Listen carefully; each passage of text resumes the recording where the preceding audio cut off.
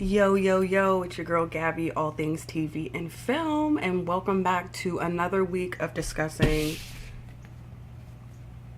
my baby daddy, Dexter Morgan. Let's go.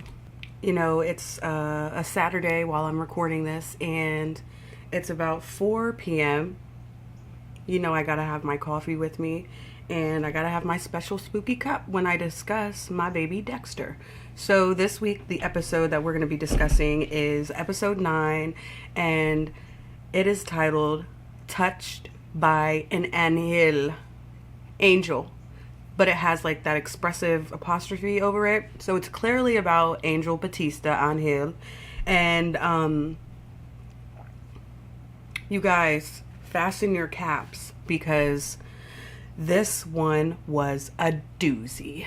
Okay, so you know I always have to start this out by saying they killed it with the title sequence being in the title of the episode. It's in the sky and it's above New York City and it's dripping, of course, with the blood. Spatter, not splatter. And I like that Dexter corrected me, and I feel like everyone else. I always call him a blood splatter analyst. It's a blood spatter.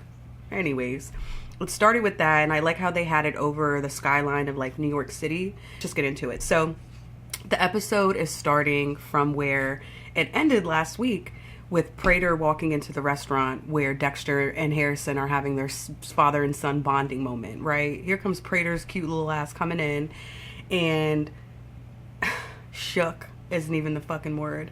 He walks in and he starts talking to Harrison. Harrison's like, this millionaire, billionaire dude, Dad, you know him? You should already know that if Dexter has any friend, you should be weary. Okay, Harrison, let's get out of the I'm excited for a moment and let's put on our thinking caps. Why would your father know the richest man in America? Let's be for real. Anyways, Prater's saying, oh, wow, didn't know Dexter had a son. What's your name, by the way? Here comes stupid ass Harrison. My name's Harrison. I work at the Empire Hotel. Dexter's like this. He's one step closer to realizing I'm not red. So Dexter and Harrison are, well, Dexter's sus, and Harrison's like, what's going on? Dexter's like, yeah, let's go. Let me get the check. The waitress is like, oh, it was already paid for by Mr. Prater. Dexter's like, bet. The waitress was like, oh, he got you a dessert, champagne. He said, keep it. And Harrison was like, huh? They run out the back. And what I like is there's somebody clearly following them because the way that the shots are set up, I love when shows and movies do this. The way that the shot is set up, it's like you're creeping. You see the camera, like the camera goes up and it's like creeping through like a passage. That's when you know, or like a telltale that someone's being followed in a movie or show. So while we're watching this, you know, Dexter tried to run away from Prater and Charlie because he doesn't want to be followed. Although they know that Dexter has a son, they don't know him just yet. So they run out the side or the back door of the restaurant, and we see that they're being followed by somebody. It's clearly Angel Batista, and Angel creeps a picture. He creeps a picture of when Prater and Dexter were talking, and Batista was like, who the fuck is this guy? So that was that. We get little tidbits here and there. So then Dex is outside talking to Harrison, and he tells him about everything that happened. And I'm glad he finally is sharing that. Like, yeah, that was crazy. And Harrison's like, you've been having dinner with serial killers? Which ones? And Dexter was like, the Gemini killer. And Harrison was like, the Gemini? He's like, yeah, he's not as cool as you think. And then he said he also got the New York Ripper. So Harrison shook, and clearly Batista's following them now. So what happens next is Harrison goes back to work at the Empire Hotel. Okay, we know what's coming up next. His boss comes up to him and was like, hey, you've been requested for, what is it, breakfast in bed, like morning breakfast service, whatever. So he's like, okay. And he takes the card up with the breakfast to the specific room that has asked for him. And lo and behold, it's Kill Bill herself. Uma, they knew what they were doing casting her because it's so nostalgic seeing her being such a badass bitch. So Charlie requests Harrison to come up to her hotel. And I watched so much shit, crime, detective, blood. He goes up to the room and Charlie's like, hey, you can chill. I talked to your manager. You're Gucci. And Harrison's like, all right. And, you know, they're talking whatever. Charlie's trying to get, like, any information out of him that she can. And right before he leaves, he picks up the, like, topper to, I'm not fancy, I don't know. The topper to, like, a plate to showcase the food. And he puts it down or whatever. Charlie ends up lifting his fingerprints from that so that she can really start to figure out who this Red character is, right? Because he's a hard cookie to crack. So that's where we're at now. Charlie is speaking one-on-one to our boy Harrison. Harrison calls Daddy Dex and says, yo, I'm sketched. Charlie, you know, just pulled up on me at work because my dumbass told her I worked there. And Dex was like, you know what? Which was also these little things that get me. Dexter was like, I need you to pull some hotel records for me. And then the next scene is him breaking into Charlie's apartment or home. And the thing that gets me is like, first of all, she used her real name to book that hotel room. She said, when you work for a billionaire, little things like this don't matter, like booking a room in the middle of the day to question someone. Okay, whatever. So Dexter gets the information from Harrison in regards to where Charlie lives. He breaks into her house and sees that her sick, ailing, dying mother is upstairs being treated by nurses round the clock, and she like lives there in a hospital bed. And we know that my man has a moral code. He doesn't just kill people just to kill them, right? So he looks and he's like, oh fuck, here we go. We have a little bit of momentum. I'm about to use this. We have motion. So Dex is like, bet. She has a dying mother. I'm about to use this on her.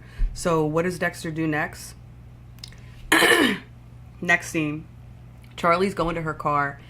And I knew it. From the shot of the car, I said Dexter's in the back seat.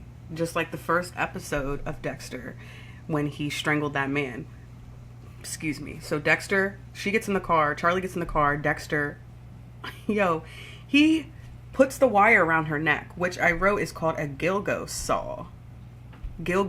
Giggly saw. And that shit, that's the thing that can literally saw someone's neck, like head off, decapitate them. So Dex puts it around her neck and was like, stop fucking with my son. You should already know. Like, stop fucking with the kid. You fuck with him, you fuck with me. You fuck with me heavy. And Charlie was like, no, not my mother. Prater is basically like using my mom as a pawn or a tool to like fuck with me to make sure that like I stay in line type shit. Because if he stops giving me all the money and all the stuff for the research for her health, then I'm fucked. I have nothing. So she's basically shook and she's like, all right, I'll stop fucking with Harrison. And then the next scene is her going to tell Prater about what happened. Oh God. And Prater says, she says about Prater to Dexter, quote, Mr. Prater exploits everyone's weaknesses. So that happens. And then the next scene is Batista sounding nuts, discussing his white whale, which is Dexter, and him being the Bay Harbor butcher, to the lady cop and the dude, the male cop, the detectives. And I just put in my notes, Batista is kicked out of NYC. Oh shit. I'm wearing it for a reason. Dead. Batista's kicked out of New York. They literally kicked his bitch ass out. They said, and before you go, hand me your shield. Batista looked like a fucking dog that's been left in a car for too long with the windows up. So Prater is getting off to Charlie's story about Dexter and her wounds. He literally, like, I'm surprised we didn't see him, like, he was like, tell me more. And Charlie's like, yeah, he fucked my neck up with that damn wire. And Prater comes over to her like this. Okay. We already know Prater's sus. I mean, he has an entire fucking room or area dedicated to his serial killer memorabilia. Like, bro, you never fit in. It's so fucking weird. But I also feel like it, again, I said before, it's like a play on us weirdos being obsessed with true crime. Like seeing that look so fucking stupid. Or like if you go into someone's apartment and you see like one of the serial killers, like what's one of the, I almost said John Wayne Gacy, ew. What are those white boys' names? Whatever. You see one of those white boys serial killers on someone's wall, I'd be like, I don't think we're the same. That's weird. I guess it's as weird as this. Whatever. So, okay, it says Batista links with Prater and Charlie and snitches on Dex. So, next thing is Batista's leaving the police station and he looks and sees that dumbass picture of Prater with like the cop gala that he had been planning. He's like this at the mic. And Batista was like, hold up, I have a picture of this weird nigga on my phone. Shows it. He's like, wait, that's the dude that was with Dex. Cool. I have information now. Let me go speak to him. Batista finds out where Prater lives and they talk. This is the breakdown of the episode. I had to pause the episode and be like, there ain't 2 or 3 minutes left. Baby, there was about 12 to 10 minutes left. And I said, oh, y'all getting spicy this episode, bet. So, Prater, Charlie, and Batista, hip. All of them are hip. And he says, Prater says to Batista, how do you know Mr. Schmidt? He said, Mr. Schmidt, you mean Dex Morgan that worked at Miami Metro Homicide for 20 years with me? Baby, that's Dexter Morgan. That's his son, Harrison Morgan. And Dex walks in. So Dex was invited to Prater's because they wanted to have a talk, right? AKA Dexter wants to kill him. Okay, let's speed this up. Dexter has his knife ready. He said he won't know, and when I put the knife in his heart, Dex, chill out.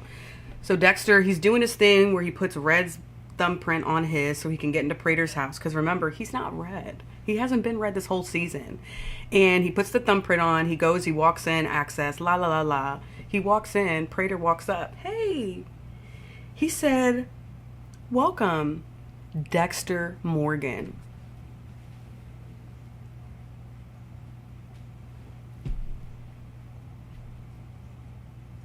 What happens after that? Fuckery. So much fuckery. Dexter sees Batista's there and Prater put Batista on the table. Okay, that's what it was. I was like, what happened? I ate a gummy. So Prater finds out that Dexter's the Bay Harbor butcher.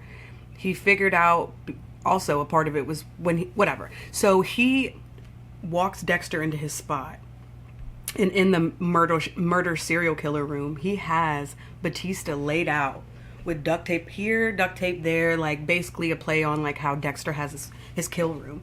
And he said, I have him here for you. What type of sick shit is that? He's so fucking weird. So Dex couldn't do it because, again, that's not a part of his code. Like, just because Batista's annoying and on his ass, that doesn't give him a right to kill, I guess. So he goes like this.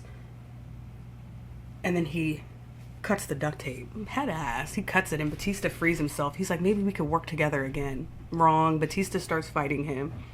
What does Prater do? Prater is like getting off to this. He has a gun. He takes Charlie's gun. He goes like this.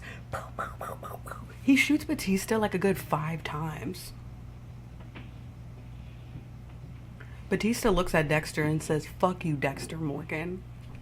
Batista died. He died. And the last thing he said was, fuck you, Dexter Morgan. Dexter was shook. And it was in that moment where Dexter cracked and his mask came off.